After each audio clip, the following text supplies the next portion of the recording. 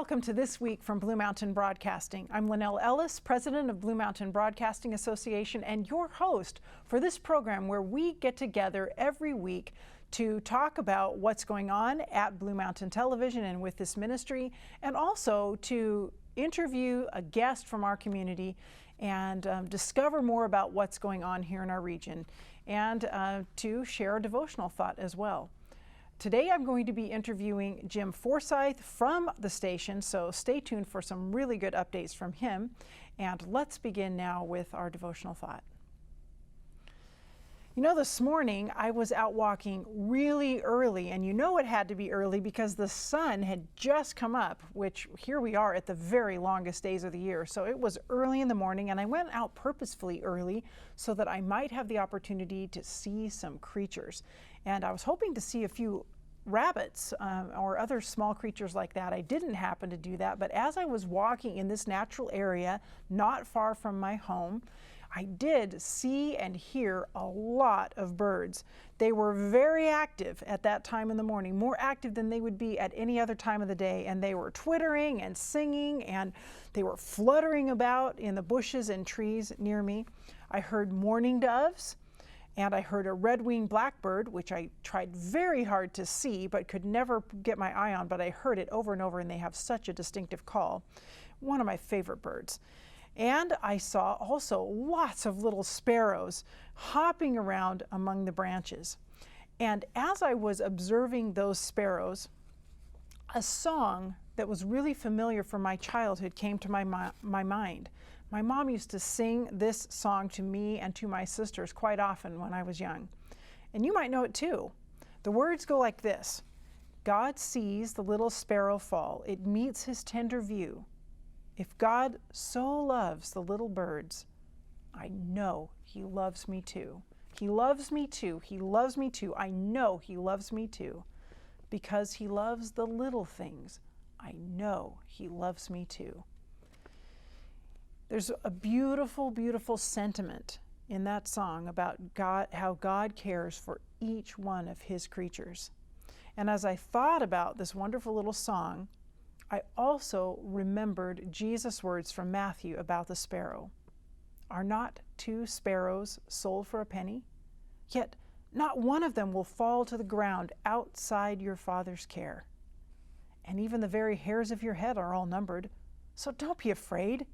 You are worth more than many sparrows. We are worth more than many sparrows, more than the tiniest birds, the birds that seem very common and could be considered fairly insignificant. It's not like anyone goes out hunting for the rare house sparrow, but yet in fact, they're all around us, but yet they are so important to God. It's a wonderful thought to reflect on. God cares so much about the birds, and he cares so much about me, and he cares about you incredibly. Every detail of your life is important to him. He sees you. He knows what's happening in your life. He knows what's happening in your heart. This deep and abiding care from our Father in heaven really is a huge comfort as we go day by day through life.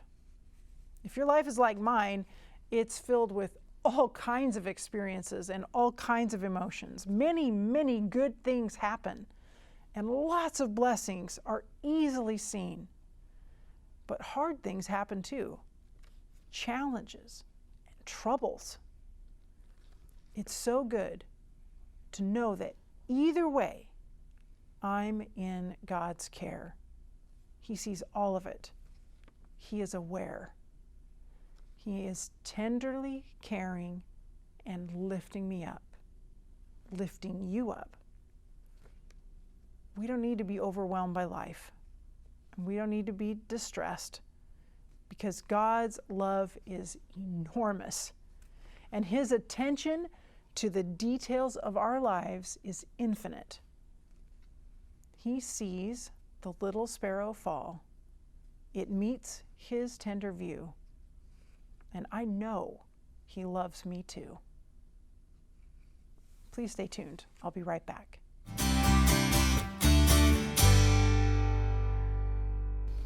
and welcome back to This Week from Blue Mountain Broadcasting. Joining me now is Jim Forsyth, our board secretary. And Jim, it is so great to have you here. Well, thank you. I love to talk about Blue Mountain Television, so I'm happy to be here. You're in the perfect spot. So I just said that you're board secretary, and you do a lot more than that at the station and for the ministry. But first of all, let's talk about what that role means, board secretary. What is it that you do in that capacity? Well, as a member of the executive committee, I'm part involved with the planning of what's ahead, and also keeping the minutes of the meetings and trying to just keep records of it, legal, official records too. Yes, very good. And you also volunteer in another capacity at Blue Mountain Broadcasting Association beyond your role in the governance of the organization, and that's on the technical side. What kinds of things are you involved in on that side? Well, I'm one of 3 volunteers who do a lot of work in the technical area. We deal with things such as downlink of satellite signals, the emergency alerts that come through, the processing of everything, all the switching for the programs that are going to be on and when they're going to be on. I'm not personally involved with that part of it, but that involves making sure the station ID is on at the right time and all those things, but also the transmitters, the microwave links that go to the transmitters to get the signal to those. We have the 3 transmitters to cover the Walla Walla Valley, and so they require some regular attention.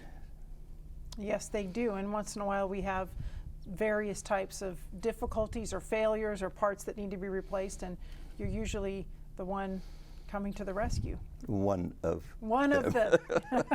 Yeah, there are 2 fantastic volunteers and a couple other people who help here and there as well on that side. So we are very blessed to have volunteers who can help us in this way. It's saving the ministry a lot of money at this point because we are not hiring an engineer for the station. Yes, although the 3 people who are involved with that are technically trained already, and so it's a wonderful part of a team working together. Yes, we do consult together on a number of issues that are in the technical area. So how are things coming along with one of our top goals, which is to go to high definition, so that our broadcast will be with a much higher resolution than we currently have? Well, we're trying to transition smoothly, gently, if possible, from our existing standard definition to high definition by upgrading individual pieces of equipment that were not capable of high definition. And it's a long, slow process trying to ease into it. There have been quite a few hurdles. We're getting closer. It'll be so nice when we are high definition. The picture will look better. It will. You know that I about have to jump out of my chair in anticipation of us going high definition, because we really want to have that beautiful, crisp look. But you're right. It's such a process because we've have some equipment that's high definition ready, some that wasn't, that is now, and it's just a process of bringing everything into line before we do that switch over. And one of the things too that we're working on right now is that the Hope Channel, which we downlink programming from, has one high definition channel on a different satellite. So we are working to get that satellite, one of the satellite dishes aimed at that satellite. We do have it done, but to be able to pick it up, it's a different type of signal, and so we're working on getting that ready to go. So these are some of the things that our viewers don't have to think about and probably don't think about, but just that we do have the ability to get a high definition signal from the Hope Channel, but it requires different technology and different satellite dish and just a lot of things for those of you who volunteer in this area to work out step by step so that we can do that. We appreciate people's patience too. I'll try to be more patient myself. Every time we have a meeting, I'm always saying, and when are we going high definition? It needs to happen. Soon. Yeah, soon. It really will be. It will be soon. So we're also invested in a new building on Wallula Road that we've talked with our viewers about quite a bit. We've purchased this new building. We're really excited about it. We've shown them footage of it. We talked about the very providential ways in which we came to be owning this building. But what we are wondering now is what's happening with it? What phase are we at? You know, people might think that when we buy a building and piece of property, then we're ready to move in. But we've had to apply to the county for a conditional use permit, and one that allows us to have a 100-foot tower there. And that took many, many months. And it wasn't until in January that we got that approved. Well, then we also had to apply to the FAA because we're 3,000 feet only from the end of the Martin Airfield runway. And so we got their approval okay for that. Then we had to start negotiating for purchase of the tower. And that's where we're stuck right now. The tower is there, laying on the ground, the pieces not are assembled. all there. It's not assembled yet. But when our contractor started to assemble all the rebar and the parts for the base that goes in the concrete, we found it does not fit with the design. The hole that was excavated for it was according to an engineered design, and the base has to be able to the base and tower combination has to withstand heavy gusts of wind higher than used to be required. So it's a different shape base, and what they sent us was not compatible. Now, that was disappointing for us. Oh my. Here we thought we were about ready to put the tower up. We spent hours on the phone between the tower company and the engineering company that certified it with their signature. And we finally got it worked out now, and by the time viewers see this in 2 days or so, then we should have those new parts on hand, and we'll be able to have that assembled, the concrete poured, and then let it cure for a while. It has to be cured ideally for at least a month before the tower can be erected. Now, why do we even need to have a tower in a hurry like that? Because we need internet access there. Well, why do we need internet access? We have security cameras there that they're recording who comes and goes, and we need to be able to have it go on the internet. And there is no other internet way to do that at this time other than by tower. And in addition, everything that we're going to be doing there, not everything, but just about everything is going to have some connection to the internet in one way or another. So that's basic for what we have to have at the building in order to proceed. Yes, we need that very, very soon. So we're really excited about that. We also have plans that we're kind of finalizing the design aspects of the plans for the renovation to the building, because even though it's just about a perfect space for a television station and the editing rooms and meeting rooms that we'll need, there are some modifications that need to be made to it. Yes, and in what was the sanctuary in the church before, we need to have a lighting grid so we hang lights down from it, and things like that have to be approved, of course, by the county. Yes, everything is a process. Everything.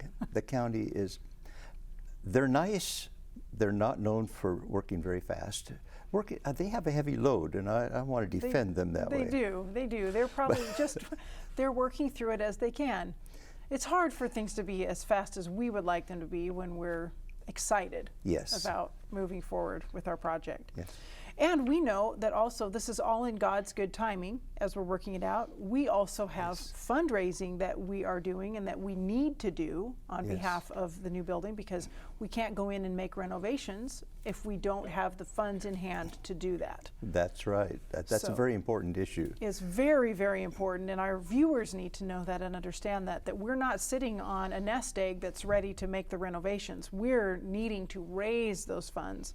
And we do have some toward it that people have given since the beginning of the year, but certainly need to make a lot more progress that way.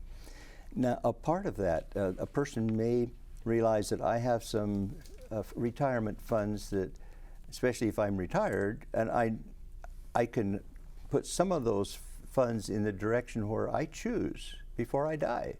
And I want to be able to put the money where it'll make a difference. And so some people can say, well, I will donate toward a certain aspect of it. You know, there was the tower was donated by a retired person, and the base now is going to be quite expensive with all of that and the erecting of that. Someone may call in and say, I'd like to support the funding of putting the base and the tower, so that we don't have to withdraw too much money from the savings of Blue Mountain Television. Someone might say, I want to help pay for the lighting grid, or for we'll need a conference room there. Yes. Or for a boardroom. Yes. And to help put the walls in and things like that, someone might want to support a task. Yeah, yes. Absolutely. We have just a very short time left, but what encouraging words can you share with our viewers about how they can be involved? Of course, through prayer, and in a material way through donations, through talking about it too. Talk with your neighbors and friends. Hey, have you seen some of these programs on Blue Mountain Television? There's some really good programs on. Some are very fun to listen to. Yes. But beyond that, I think it makes a difference in the lives of some people. And when I have seen people who have become committed Christians as a result of some of the things that they saw on Blue Mountain TV, whereas before they were just kind of drifting through life, they say, oh, now I have some purpose in life. I can see now. And they focus their life in a direction very positive in their life. Their relationship with Christ, I think, is the important thing. And that's what motivates me to see other people benefit by it. Yes. Very good, Jim. Thank you. I really appreciate you taking time to share with us today. Glad to do it. Please stay tuned. I'll be right back.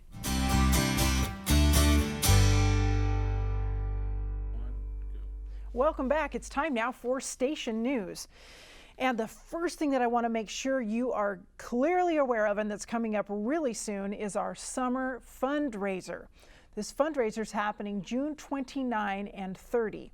So Monday and Tuesday, it's going to be from 6 to 10 in the evenings. A really fun and exciting time for us to share lots of good stuff. And I want to tell you specifically about some of the things that are happening during our summer fundraiser. First of all, on Monday, our guests are going to be Dr. Rolando and Janelle Fulgencio. Now, Dr. Rolando is an expert in natural medicine, so you want to tune in just for that reason. And he has a goal to help his patients who have nagging pain and to help them with their underlying issues like chronic illnesses, and to help them through good health and lifestyle to better their situation and improve their health. And his wife Janelle is also a registered nurse, so they're a fantastic team together. And they love to share tips and ways to stay healthy. And when they come here to our summer fundraiser, they're going to be taking your calls. So you can call into the station with your question for them, and they will give you the feedback right there while we are live on the air from 6 to 10 in the evening on that first night on Monday night, the June 29. So remember, be thinking now about some questions you might have, particularly in this time where we're living in a pandemic, when we are living with a lot of concerns about health and how we might have better, stronger, healthier immune systems so that we don't have to fall victim to not just the COVID-19 virus or the coronavirus, but all of the things that we see around us that can affect our health and bring us down physically. So remember, Monday night, Dr. Rolando and his wife Janelle. And then on Tuesday, we're switching a little bit to a different theme, and we are going to be talking, first of all, during the first hour from 6 to 7 with Darcy Westman, who is from the Umatilla National Forest. And she is going to be here to share with us the ways that we can be enjoying our public lands, our national forest, our trails, our lakes, our parks, and how we can do that right now, and the best ways that we can use these things to help with our health and get us outside and invigorated and enjoying the natural world. So really excited that Darcy is going to be with us for that. And then Mike Denny is going to be joining us at 7 o'clock, and he is also going to be here to answer your live questions. So Mike Denny is just a fantastic expert on the natural world, and especially in our region, as you probably know if you've been watching our show, Secret Life of the Forest. And so Mike is going to be live with us to answer those questions that you might have about the natural world. I can't wait for it. I think it's going to be really exciting. And we will also have some other fun stuff happening during this time. We're going to have music from the Carpenter family. So Holly and Sean and their kids are going to be with us to share some gospel bluegrass music. And then we'll also have recipes from Ted Carpenter. So you'll want to see all of those things when you tune into our summer fundraiser. And you heard the name of it, Summer Fundraiser. So we wouldn't want to forget that part, that we really do need funds for Blue Mountain Broadcasting Association right now. Not only do we have this building project that we are working toward and working on, but the day-to-day operation of the station costs about $30 per hour. And it's which is super economical, by the way, but it's really, really important that we have regular donations and regular givers to help maintain our operating here at the station. And during the past few months, with all that's been going on, those donations have dipped. And so this will hopefully be a great boost for us as you join in and participate and help to support the ministry of Blue Mountain Television. And I hope that you'll be praying for our summer fundraiser. Remember just to keep it in your prayers for June 29 and 30, that God will bless abundantly through the people in our valley who will join together to support what we're doing here with a station that's local, it's for us, and it's to share God's kingdom and His beautiful character with our valley and our region. Also, just a little update about Secret Life of the Desert. Again, we've been talking about how there's going to be this trip to the San Juan Islands coming up, and believe it or not, the San Juan Islands do have a desert space.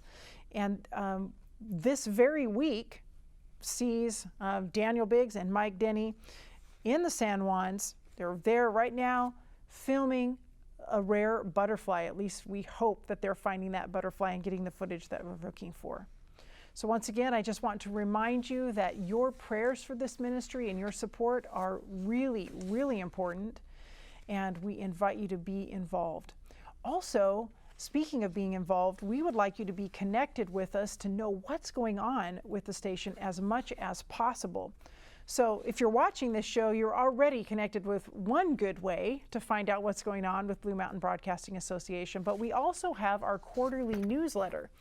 And I would encourage you to make sure that you are getting this newsletter. If you're not receiving it at your house like I do at mine, then please call the station. You'll see our number on the screen.